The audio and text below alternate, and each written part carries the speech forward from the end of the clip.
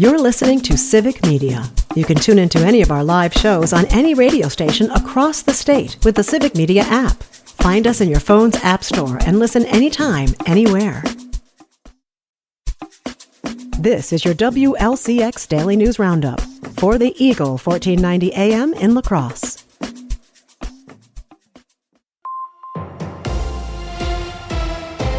For 1490 WLCX, I'm Jimmy Kuska. The average price for a gallon of gas in Wisconsin fell under $3. With more, here's Civic Media's Melissa Kay. Gas prices continued to fall over the last week, dropping 5.7 cents per gallon for an average of $2.95 today. This is 12.9 cents lower than a month ago and over 43 cents per gallon lower than this time last year. Gas prices fell in over 40 states last week, but officials at Gas Buddy say the downward trend in prices is beginning to stall. Prices in 2025 have been much lower than the previous year. This is partly due to OPEC's ongoing restoration of oil production and continued uncertainty surrounding tariff policy and its potential impact on the global economy. After reaching prices of over $3.21 per gallon last week, here in La Crosse, the average price is just above $3 per gallon to start the week. The Wisconsin Supreme Court ruled that a line-item veto in the 2023 biennial budget did not violate the state constitution. With more, here's Civic Media's Savannah Tomei-Olson. When he was signing the state budget, Governor Tony Evers used his veto powers to lock in school funding for the next 400 years, and now the Wisconsin Supreme Court rules that was legal. Wisconsin is the only state where the governor has line-item veto powers, meaning a governor can just cross out words or punctuation or numbers or parts of a bill and change its meaning. The court was split along party lines. Soon-to-be Chief Justice Joe Karofsky wrote that this move was within the bounds of the Wisconsin Constitution. Meanwhile, Justice Brian Hagedorn said the state constitution does not allow for this power. Historically, it's been used by both Republicans and Democrats. The governor's veto means that school funding will increase $325 per pupil per year until 24-25.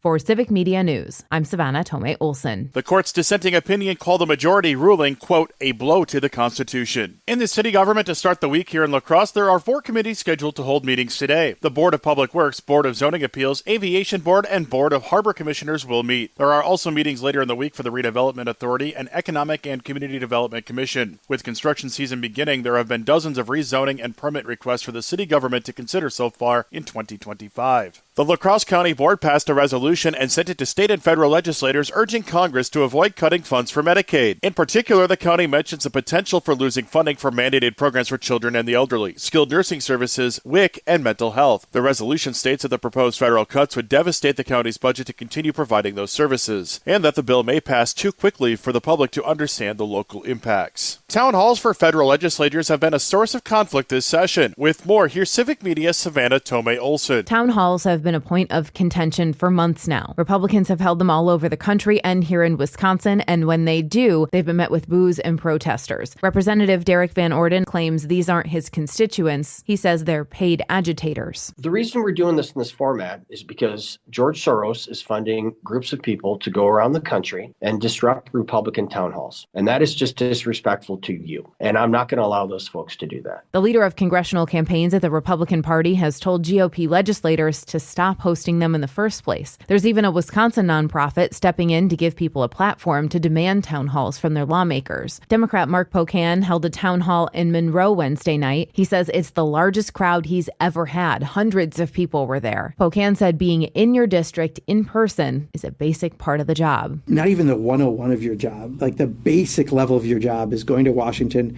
and representing the values of your constituents and then explaining Washington back home. Those are the 2 things that every member should have to do. And if you don't have town halls, you're kind of missing out on that big part of getting the input from your constituents. Because I know a lot of people do telephone town halls. I did a few during COVID, but they're kind of BS. Pocan says he's also been asked to speak at town halls in other states, but he's focusing on his district first. Here in western Wisconsin, Derek Van Orden has been holding a series of virtual town halls. Head Start centers in Wisconsin have received less money so far in 2025 compared to the same period of time as last year. Senator Tammy Baldwin said that so far, $34.5 million has been sent out so far this year. Last year at this time, nearly $70 million had been provided. Baldwin said that the 50% decrease in funding for Wisconsin Head Start centers is part of the Trump administration's strategy to defund the program to the tune of nearly $1 billion nationwide, causing some centers to close. Federal budget cuts planned in a bill currently in Congress are set to close over 2 dozen research research laboratories and collaborative offices for the NOAA. With more, here's Civic Media meteorologist Brittany Merlot. If the plan is enacted, it would close all of NOAA's weather, climate, and ocean laboratories and cooperative institutes. And without that research, the National Weather Service weather models and products will stagnate. Observational data collection will be reduced, public outreach will decrease, and undergraduate and graduate student support will drop. Also, NOAA funding for universities will plummet. The scientific backbone and workforce needed to keep weather forecasts, alerts, and warnings accurate and effective will be drastically reduced. This could lead to unknown and disastrous consequences for public safety and economic health. Already, the agency has been affected by mass layoffs of probationary employees by the Trump administration the past 2 months. This week will be very spring-like with multiple chances for rain, but a warm-up is on the way as well. Highs today will reach the mid-50s, but it will be windy and cloudy. There's a chance of showers each of the next 5 days. By Wednesday and Thursday, we'll have temperatures right around 70 degrees here in the Cooley region. Our best chance of widespread rain is Thursday into Friday, when temperatures will fall slightly into the 60s. We'll have more details in our Civic Media forecast.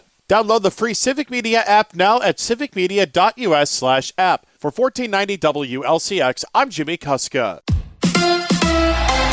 The Brewers clobber the A's. Hi, I'm Mike Clemens with sports. The Brewers had a season-high 16 hits on the way to a 14-1 win over the A's. Milwaukee stole 9 bases in the game, 6 of them in just 1 inning, both franchise records. The Brewers' Sal Frelick. Yeah, I hope that every team and every catcher thinks that, like whether we're stealing or not, just being at first base or second base, the pitcher and catcher thinking about you is a success. Manager Pat Murphy. I think that's one of the ways we win. We win by collecting hits, taking walks, stealing bases, having the threat to steal, which gives you a better pitch to hit sometimes. And that's one of the ways we can beat you. The Crew in San Fran tonight against the Giants. NBA, Bucks getting ready for Game 2 tomorrow night after losing 117-98 Saturday to the Pacers. I think we were late. We didn't have enough urgency.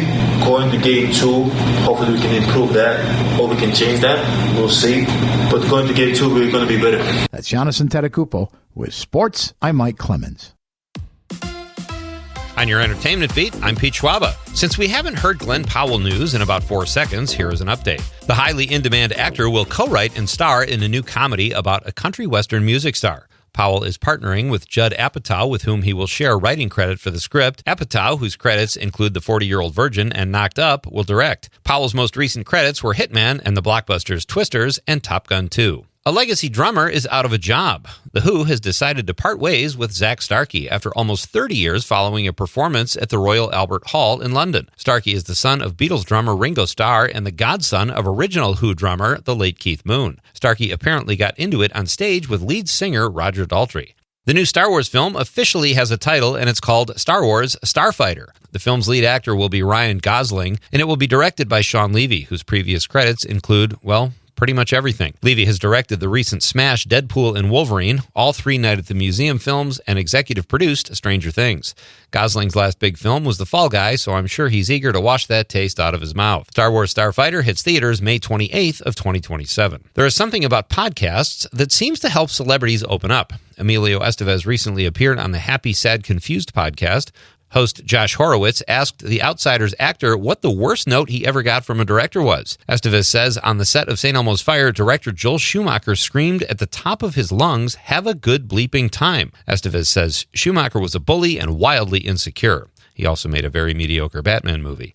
Here is one of Pete's picks. The show Bosch Legacy just wrapped up after 3 seasons, and it was fantastic. Bosch Legacy, like its predecessor Bosch, is based on Michael Connelly crime novels. Bosch ran for 7 seasons and followed lead actor Hieronymus Bosch, an LAPD homicide detective who is rough around the edges and pushes procedural boundaries. Legacy follows the same character, but as a retired cop in Private Eye. Legacy is batting 1,000% on Rotten Tomatoes, and the original Bosch pulls a 97%. If you like crime shows, both Bosches are must-sees. All 10 seasons of Bosch and Bosch Legacy are available on Amazon Prime. Variety reports that according to the New York City chief medical examiner, actress Michelle Trachtenberg died of natural causes. The Buffy the Vampire Slayer star apparently had diabetes and suffered complications from diabetes mellitus. For more showbiz fun, tune into Nightlight with me, Pete Schwaba, weeknights from 6 to 8 p.m. on the Civic Media Radio Network.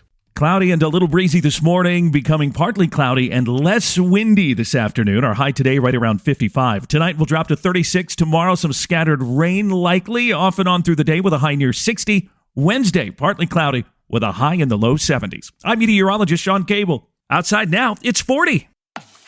That's your WLCX Daily News Roundup from Civic Media. Subscribe to this podcast on Spotify, Apple, or wherever you find your podcasts. Find more news at lacrosseeagle.com.